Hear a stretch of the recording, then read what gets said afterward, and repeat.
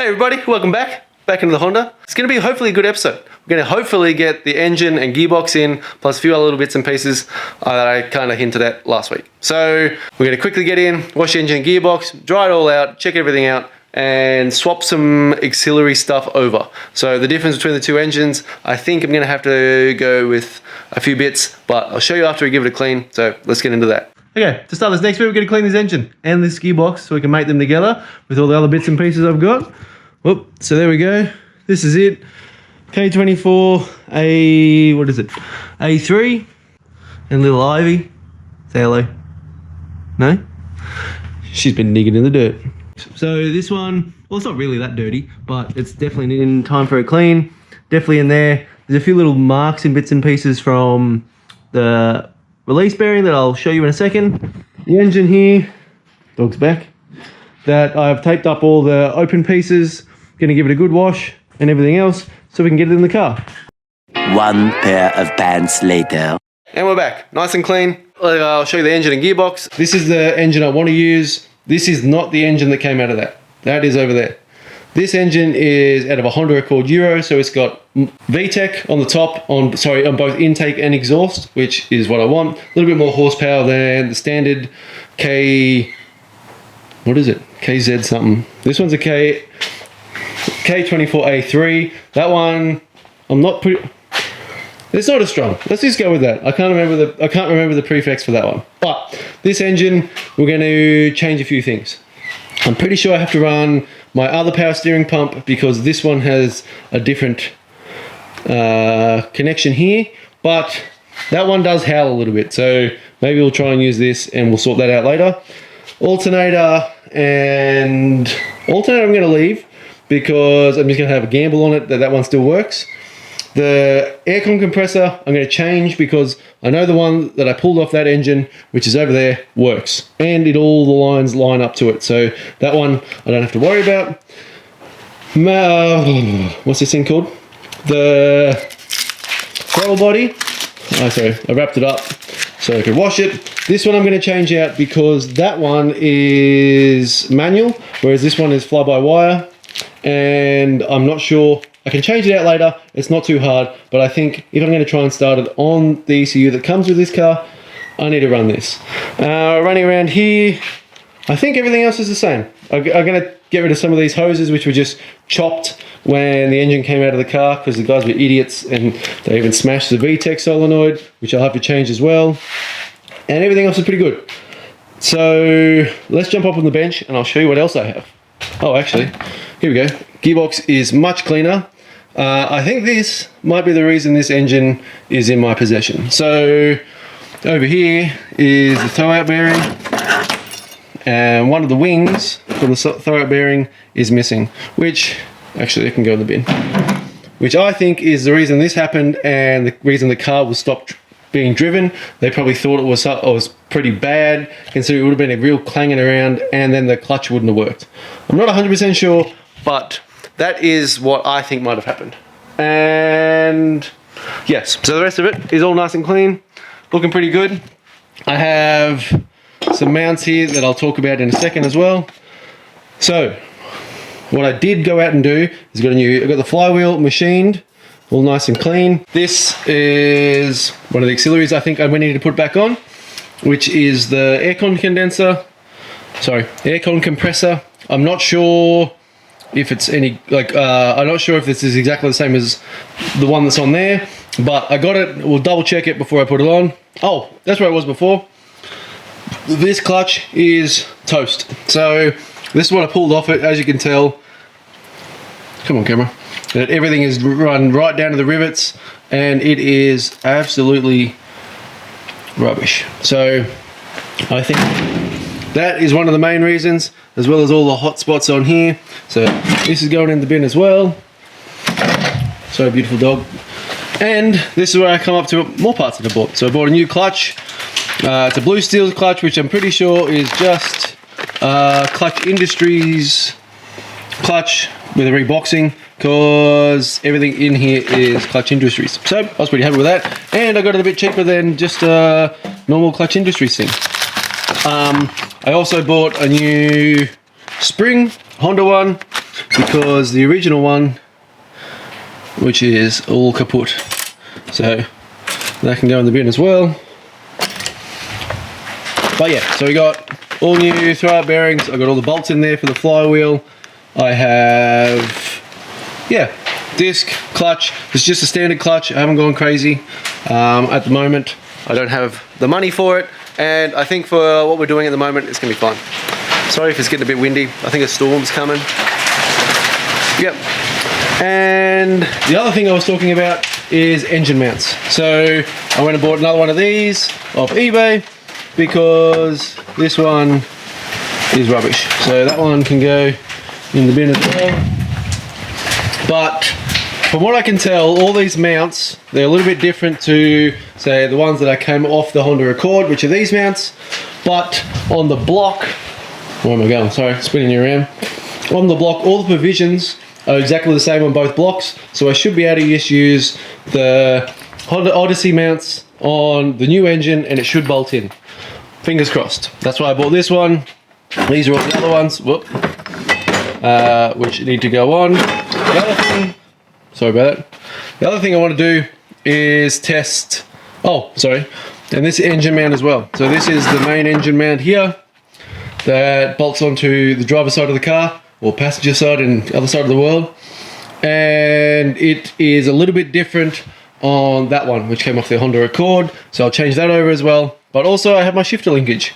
So I think when we jumped under here, underneath there, I'll take you around here. Down in the bottom of there, there's one hole that comes through for the original shifter, the original transmission selector.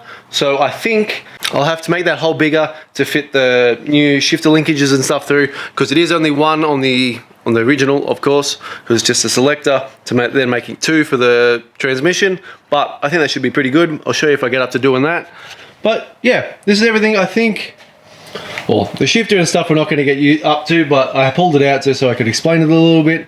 And this is the plan for today. So me and my little friend over there are going to dive into this. I'm going to pull all the random bits and pieces, hoses, manifold, check everything else over on here, pull what I need off that one, swap it on, and then hopefully that way we can slot this engine in. I'm not sure if it's going to happen, but we'll give it a go. Oh, actually, sorry. One more thing I bought is a new timing chain tensioner. So on one of these engines, if it hasn't been serviced, you can get a little bit of a clack, a little bit of a tick noise from the tensioner after a while if it hasn't been looked after. So I'm going to change it because it's there and I have access to do it. I'm not sure you're going to take the bottom pulley off, but we'll see and find out if I need to. If not, I should be able to undo those 3 bolts, pop that out, pop the new one in, and keep the timing the same without having to pull it apart. I will take the rocker cover off and I will show you inside, because I'd be interested to see what the inside of this engine looks like. So let's get into it. I think we'll jump in, take the AC compressor, check the AC compressors, see if they're any different, change the engine mount on the front here, and start getting into a few little bits and pieces.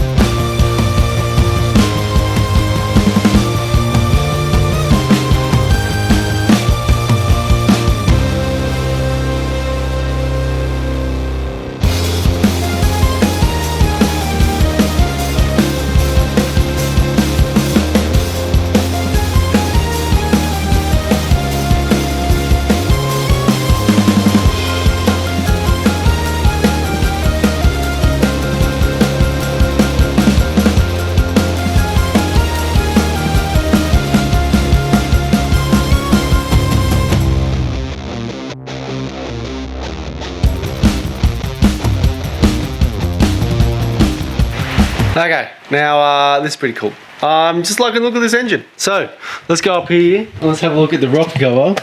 As you can see, it's a little bit normal. No real discoloration along the rest of the rocker cover, which makes me think everything's pretty good. And then look at that. So apparently 180,000 Ks, but it is so clean in there. I'm really happy. I'm chuffed with that. It looks really, really good. So I think I should be able to change this tensioner in here without having to pull the pulley off. So my thought is, a mechanic mate told me how to do this, so I'm just going off what he said.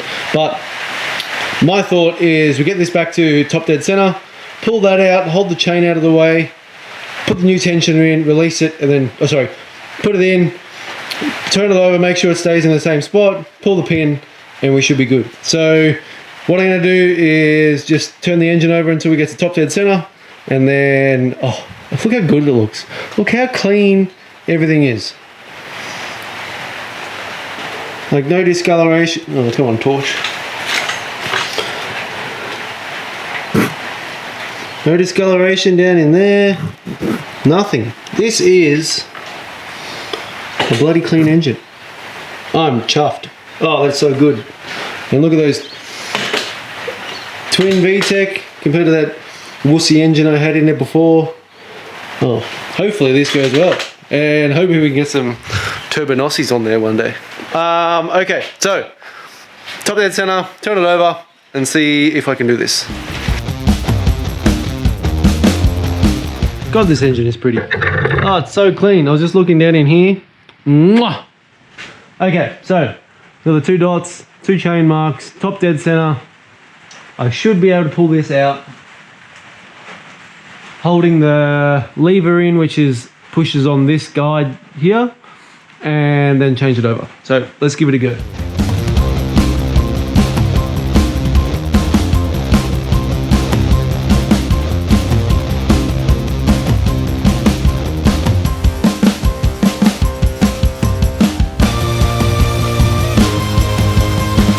A lot of boring math later.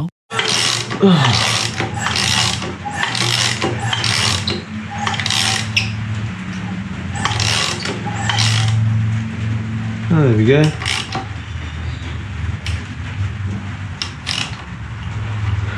Okay. In, straight. It lines up, the 2 marks line up. I'm calling it good. So, put that cover back on and we'll find out what to do next. So, turn it over enough times to get it back lined up here. The bottom crank pulley is lined up at top dead center as well. Everything looks, oh, I'm so happy with how clean it looks. Sorry to say again. But I've also cleaned up here. I cleaned this piece up, put some great Permatex on there. I haven't got Honda Bond. I've just put a little smear on there, just enough to make it seal. Put this on, and then we chuck the rocker cover back on and see what we can do next. I just jumped in and just did a few little bits and pieces that I just wanted to get out of the way. They're not too exciting, so I didn't bother filming it. So I just chucked a little bit of this wiring in. It's a real pain in the butt to do after the engine's in, and if I can do it on the stand, I'm going to try. So I put the starter motor in as well, put this bracket on, and then just ran the wiring around. The more I think about it, it's definitely, I think, going to have to go on a standalone ECU, but we're going to try it anyway. The thing is, even if I chuck it in, it's just a wiring loom that I'm going to have to, say, pull off. But the only thing that's going to be the issue will be that just I will have to pull the wiring loom off, terminate it, put it into a standalone, probably a Haltech, because I find them really nice to use, and then it shouldn't be so bad. I'm going to try with this, how it is, but hey, if it doesn't work, it doesn't work. It's worth a try, right? So just a few things, like up the top here, there's an extra solenoid, this one here, and there's a few other little bits and pieces. The VTEC solenoid as well. The original one on this engine was broken, so I pulled this one off that engine, and there was another sensor that goes in there that I've pulled off. So I'm not 100% sure how it's all going to work, but we'll find out. It's going to be fun. I'm enjoying this build. It's nice to play with nice clean stuff. Shouldn't say clean, but newer stuff that's not broken. So I've also this little heat shield was on the original Odyssey engine, but it wasn't on this. I don't know if it's just because the headers don't fit on the cord or how it works, but I chucked it on anyway. I cleaned everything else down, finished a few little hoses and bits and pieces, wiring, and then up here I put the throwout fork on, the new spring that sits in there. I'm so glad I got that, otherwise I would have been stuck for ages. New throwout bearing, I've cleaned the flywheel, I've got the flywheel bolts ready. No, I'm not replacing them, I'm just going to use the old ones. I've never had one fail, so I'm going to stay with that.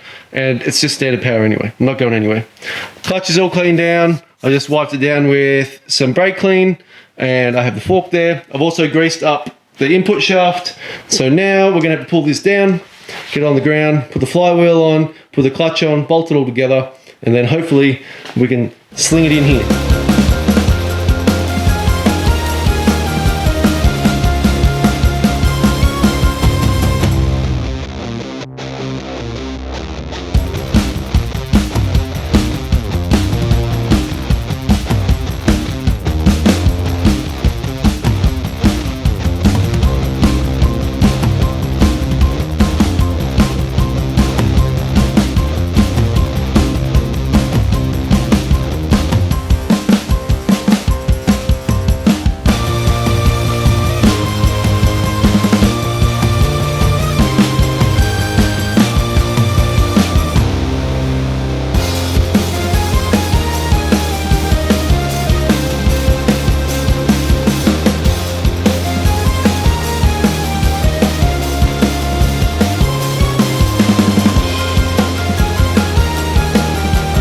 Was that a battle or what? Oh man. So I ended up doing it the bad way, where you get it where it needs to be and then you snug it all in with the bolts.